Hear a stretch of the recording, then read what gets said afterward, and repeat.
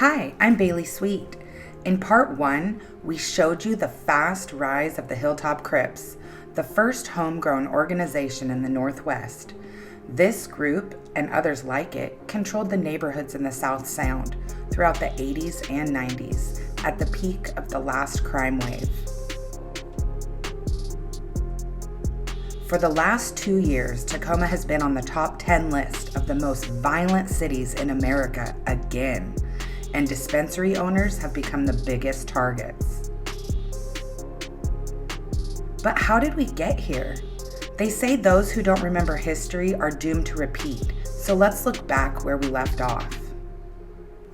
In 1990, 10 miles south of the Hilltop, the Lakewood Hustlers had just gotten started in the Lakeview neighborhood on 47th Avenue. Lakeview is 90% minorities and is one of the most dangerous neighborhoods in the South Sound. Poverty runs deep here and goes on for miles in almost every direction. In 1991, the FBI declared Tacoma was the most violent city in Washington state. The war between the Hilltop Crips and the East Side was tearing Tacoma apart.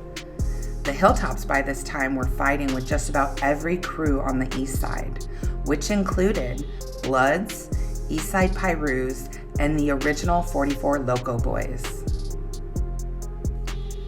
Diamond Boyd, Kevin Bonds, and James Smith Jr. were some of the founding members that helped start the Hilltop Crips in 1988. In July of that year, the three founders took the lives of 2 Bloods in a storm of bullets. The group was also childhood friends with one of the victims, John Robinson.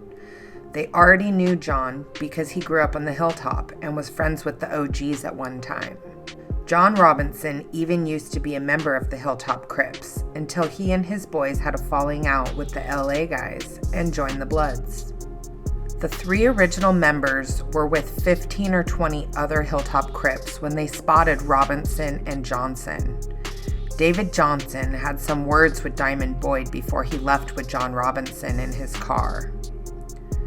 But several Hilltop Crips fired at the car, riddling it with bullets as they were driving away.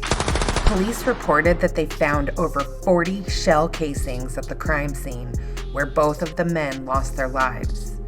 Police investigators also found Robinson with a fully loaded Glock 9mm in his hand that hadn't been fired. In January of 1992, the trial started for Kevin Bonds, James Smith Jr., and Diamond Boyd. The judge announced that this was the 3rd time that he had dealt with Kevin Bonds for firing a gun at somebody. "My mind was made up when we started," Judge Hayes said, as he handed down his sentencing. Kevin Bonds was given almost 10 years, James Smith Jr. was given 8.5, and Diamond Boyd was sentenced to 6.5 years in prison. Kevin Bonds' attorney Brian Hirschman said, "The court never even proved that Kevin Bond even was armed with a gun that night. He immediately appealed this decision and told Kevin Bond's grandmother, Christine Bonds, 'In all my legal life, I have never seen a more unjust verdict. He was there, he was black, and he was a Crip. He was convicted for everything the Crips do. That's the bottom line.'" Kevin Bonds' appeal was denied. This group may have suffered a blow, but Diamond Boyd was very influential, and Malone Boyd, his older brother, was incredibly smart. He was tapped into a very large distribution network. Along with their cousins, the Bonds, this group was still notorious here in the 1990s. They started as lookouts and runners for the Los Angeles Crips that came up to expand during the trap era of the 1980s. But they were smart and didn't want to put in work for someone else's gang, so they started their own and called it the Hilltop Crips. On January 1st, 1993, Pierce County had 11 drive-bys on just the first day of the year. Larry Norman was sick of what was going on in his community. That year, in May of 1993, a monument was placed on 23rd and Alaska Street by Larry Norman, Hilltop members, churchgoers, and other residents of the community. to remember all the lives lost during these gang wars. There are no names on this monument, just a message that says, all lives are precious. Around this time in the Tanglewild neighborhood, Crips set up on 3rd Avenue had recently come to the area. Groups like TRG, who were bitter rivals with the Crips. TRG stands for Tiny Rascal Gangsters and is a Cambodian set that started in Long Beach in the 80s. They were just coming up from California to Tacoma and Seattle area back then. Don't underestimate them for their size, though. TRG had numbers and would fight in packs against their enemies.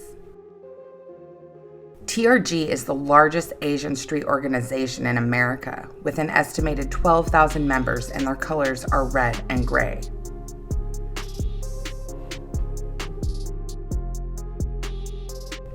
Back on the Hilltop, cameras had just gone up, and they were already being used to prosecute dealers in the open-air market. From 1993 to 1994, in 1 year, there were 365 drive-bys in Pierce County, one for every day of the year. The newspapers by this time were keeping track of where they were all taking place. The Hilltop neighborhood accounted for the largest amount of them, with over 15 drive-bys. The police started calling this corner Sniper Heights because of the way the buildings overlooked the street below on M Street. The Lakeview neighborhood around 47th Avenue in the Lakewood Hustlers territory was the second hardest hit by drive-by shootings in Tacoma. In 1994, Bloods and Pirus and Lacey made an alliance that they called the East Side Family, which brought multiple sets together to fight against the Lakewood Hustlers.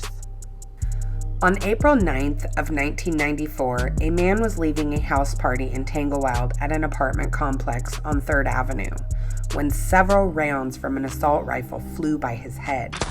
He awoke several seconds later to his friend shaking him. He wasn't hit, but he had fainted after it happened.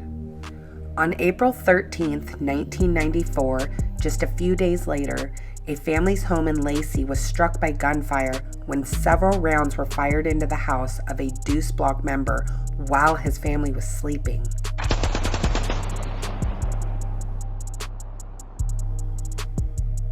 Four of the bullets ripped through a downstairs bedroom just a few feet away from a 13-year-old girl, shattering a mirror nearby. In July of 1994, Lake Fair in Olympia brought everyone in the community out, including dozens of gang members from the South Sound area. They all bumped into each other at a Safeway in downtown Olympia. This is when several individuals started firing at each other. Amazingly, only one person was officially hit in the arm, but there was also a Blood named Alex who was grazed in the head that was never reported. A couple weeks later, on July 23, 1994, after he thought the smoke had cleared, Alex did a drive-by at a gang member's house in Lacey in retaliation. Thankfully, no one was hit, but he was sent to prison for this. In 1995, the next year in Tanglewild, Chris Miley and his crew started calling themselves the 3rd Avenue Pirus. But 3rd Avenue was Deuce Block. Deuce Block was a small offshoot clique, but they were part of the Lakewood Hustler Crips. In March, the two groups ran into each other at a house party in Lakewood that turned into a gun battle. A week after the gun battle in Lakewood, another Piru member named Robert Wiggins' house in the Meadows was riddled with bullets. On October 14th, another drive-by at an apartment complex on 3rd Avenue pushed the Piru members over the edge. Robert Wiggins and 3 other members drove around Tanglewild until the next morning looking for Crips. At around 3 a.m., they thought they spotted a car full of Deuce Block members driving near the day and night convenience store. A 16-year-old who went by AWACS rolled down his window as Robert Wiggins aimed and let off 5 rounds at the car as it rode down Martin Way East, taking the life of a man from out of town who was just leaving a party with his friends. The 16-year-old that pulled the trigger said he really thought that they were rival gang members. He was sentenced to over 40 years in prison. On Halloween, 17-year-old Chris Miley threw a house party right off of 3rd Avenue. He invited teenagers from all the local high schools. Several Deuce Block members showed up to the party, but Chris Miley got the jump on them and started unloading on the Crips with a stolen assault rifle. Everyone at the party started running out the front door and spilling out into the street. That's when a 14-year-old Deuce Block member was struck in the back with a round. He barely survived. A couple months later, a group of teenagers in Tanglewild got rounds thrown at them. Followed up by more drive-bys in the meadows, they caught one kid named Jeremy Ivy for this, but this didn't slow anything down.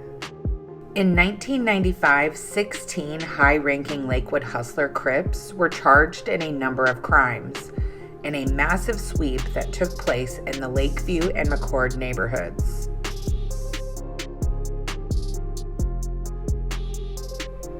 The next year, on April 7th, 1996, a car full of Lakewood Crips showed up at a birthday party in Lacey at the Shauna Park Apartments. One of them was going room to room after they got there to see who was at the party. He discovered several bloods inside a back bedroom. A gunfight broke out and bullets started ripping through the walls into other apartments. This gunfight then spilled into the parking lot. When the gunfire stopped, Michael Hines was taking his last breath. After the Crips left the party, one of them checked themselves into a nearby hospital with a bullet hole in his leg. When the police showed up at the Shauna Park Apartments in Lacey, they weren't surprised. The investigators told the new apartment manager that the last 3 people who had lost their lives there were gang-related. 2 brothers from Lakewood were charged and sent to prison for this. Just a little over a week later, on April 18, 1996, Annette Vargas, an 18-year-old mother, was caught in the crossfire of this war and lost her life in the Tacoma neighborhood. The loss of so many innocent people in the 1990s was too much for even cops who regularly dealt with gang violence. This is when Lakewood, Lacey, and Tacoma police officers started planning a massive regional gang unit. They called themselves the South Sound Gang Task Force. By the end of that year, Diamond Boyd was released after 5 years in prison, but he was quickly charged and found guilty of first-degree assault after his release and another gun-related incident. This was the final straw for Diamond Boyd because of his priors. He was sentenced to 30 years in prison. In 1997, the Hilltop Crips came out with their own underground rap album under the name Northwest Connection. The music had a dark and hypnotic sound that was very different from most rap music at the time. By 1998, the Hilltops would take another huge loss when Malone Boyd, another co-founder of the Hilltop Crips, was convicted for 6 distribution charges and was sentenced to 25 years in prison in California. Now, both Diamond and Malone Boyd were serving 25 to 35-year sentences. In 1998, Washington voters passed I-692, approving medical use of MMJ by patients with qualifying conditions. In March of 1999, a Hilltop member took the life of Donald Means on the east side, according to police. Donald was the cousin of Lionel Irving, known as Mo, from the Seven Deuce Mob. The Seven Deuce Mob operated on the east side, from South 72nd Street into Parkland, an unincorporated Pierce County area. Seven Deuce Mob members wore red and were into major distribution. They were mostly made up of blacks and Samoans. Just a few months later, on August 25th, 1999, the local news announced they were disbanding Tacoma's gang task force because of budget cuts. Just a few hours later, 14-year-old Tommy Bronk Jr. was with his friends standing on the corner in Hilltop when a Seven Deuce Mob member drove past. Just then, another member popped up in the passenger seat and started firing at the group of teenagers, taking the life of Tommy Brock Jr., one of the co-founders' sons. By the end of that year, some of the first dispensaries were seeking locations and putting in paperwork to open up shop in Seattle. This was the beginning of the MMJ market.